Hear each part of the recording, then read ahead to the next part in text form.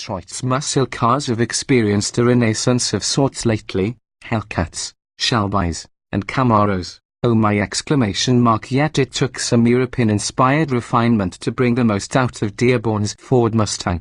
Heavily updated for 2015, which included the mainstream model's first ever independent rear suspension, the latest Mustang GT snagged the 10 Best Cars award upon its debut and then bested the Dodge Challenger RT Scat Pack and previous gen Chevrolet Camaro SS1 in its first comparison test.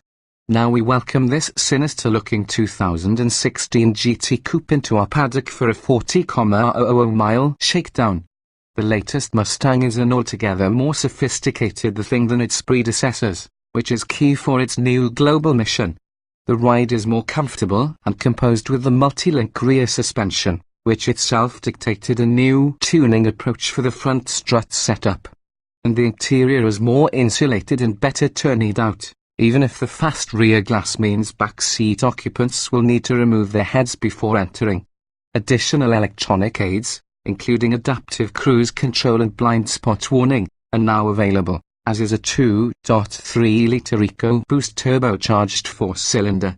The car's proportions are softer and more flowing than before, and the styling adopts much of Ford's corporate look while still recalling Mustang's past. Updates for 2016 are limited to the addition of Ford's much improved Sync 3 infotainment tech on premium models, along with secondary, and nearly invisible, turn signals integrated into the GT's hood vents. You can read our official breakdown of the 2016 Mustang here, as well as an in-depth interview with Ford's development team here. But the most important thing about our test car is what makes it a GT. The 5.0-litre Coyote V8, which develops a throaty 435 horsepower and 400 lb-ft of torque, up from the previous generation GT's 420 and 390. It's not as wicked as the new Shelby GT 350's 5.2-litre flat-crank V8, but the Coyote loves to rev and is an absolute hoot when paired with the standard 6-speed manual gearbox, which is light in effort and snicks tightly through the gates.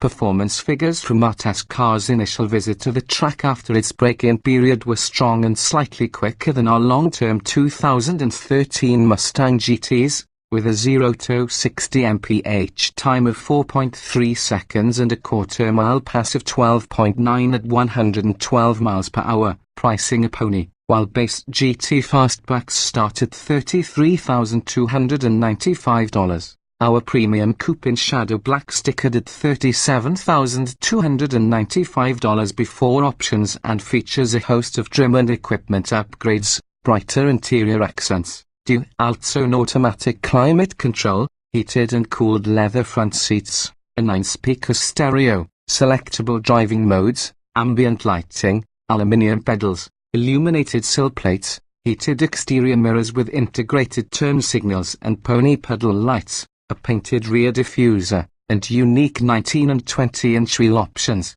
That's on top of the Mustang's standard automatic headlights, sequential LED taillights, 8 airbags, and the GT's track apps and line lock burnout software.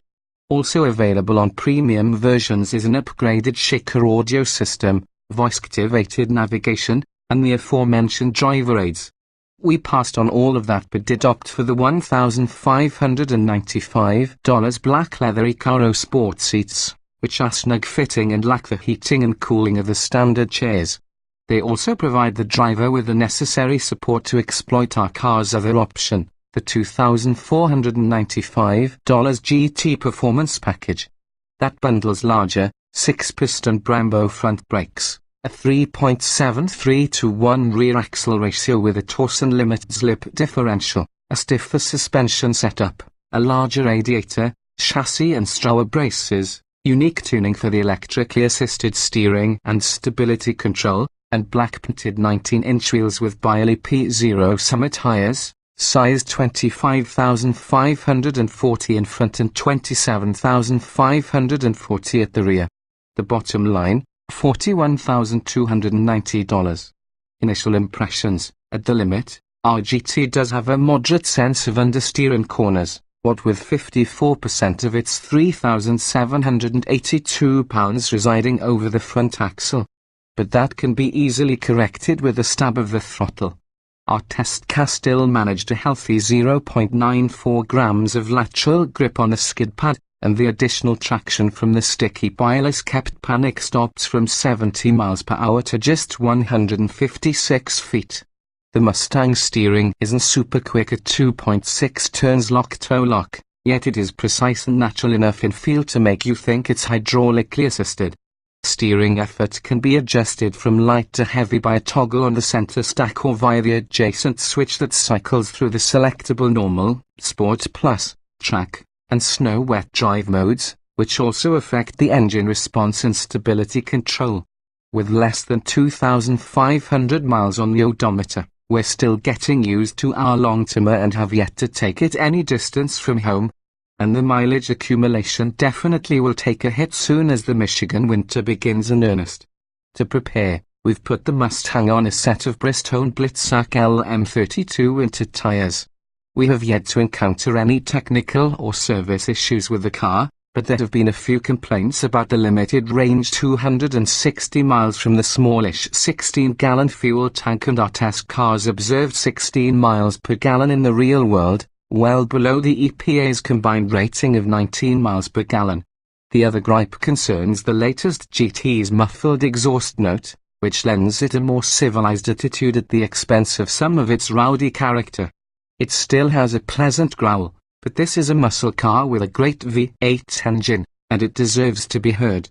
You likely can plan on us asking for a Ford Performance exhaust or a set of exhaust cutouts like those on the old Boss 302 for the holidays.